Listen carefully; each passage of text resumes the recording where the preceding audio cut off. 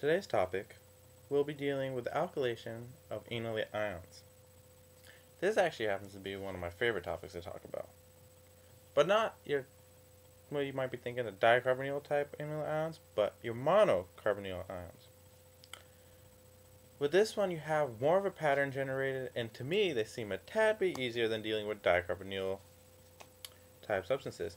So, when dealing with monocarbonyl compounds, or alkylation of enolate ions, we'll be dealing with a few substances such as ketones, you got esters, and you can use nitriles. These all work with having a monocarbonyl enolate ion type situation. When producing, well, let me just go ahead and show you. First off, we're going to start off by showing your enolate ions that we're going to use. First one I'm going to show you is nitrile. When you look at it, the compound that's going to be used to mix into it to allow the new substituent, which is attached to X, so the R prime to attach to the original nitrile compound, we're going to have it substituted at a certain area. But where would you put this compound? It's monocarbonyl, and you have to find some. The sigma position, so the highly acidic hydrogen that's attached to the C group. So just keep that in mind. And when you're doing it, you're going to use a mixture of something to allow this whole compound to work and allow for the mixture to happen. What would you use? LDA, THF, and the second is going to be R prime for the X compound, which could be a halide. So keep those in mind while I show you these cards, because I might have areas in which you might have to think about what would be used. So here we have your basic nitrile. We have a C, there's an H, maybe that's the sigma H, could be. C bonded is C to the triple bond end. Here we have these little blank spots. Now this is where you're going to have to think about, what is the mixture used again?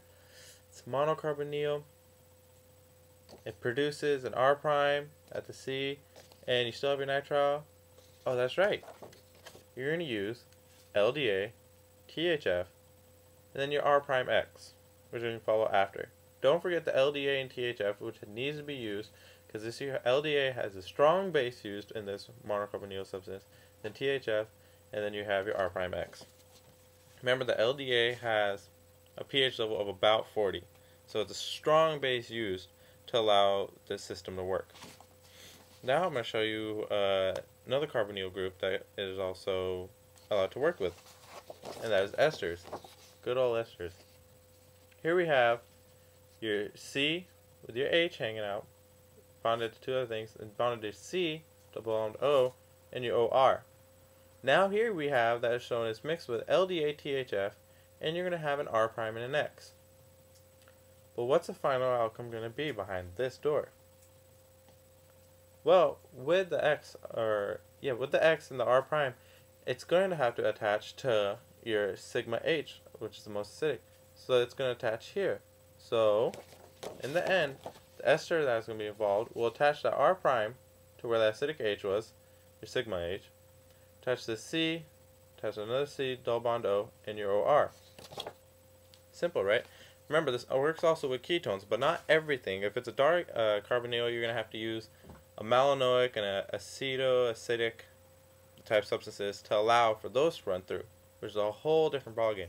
But with these, with a monocarbonyl, you just attach your R prime to your sigma spot, and you use LDA THF, and then your second substance would be your R prime and your X.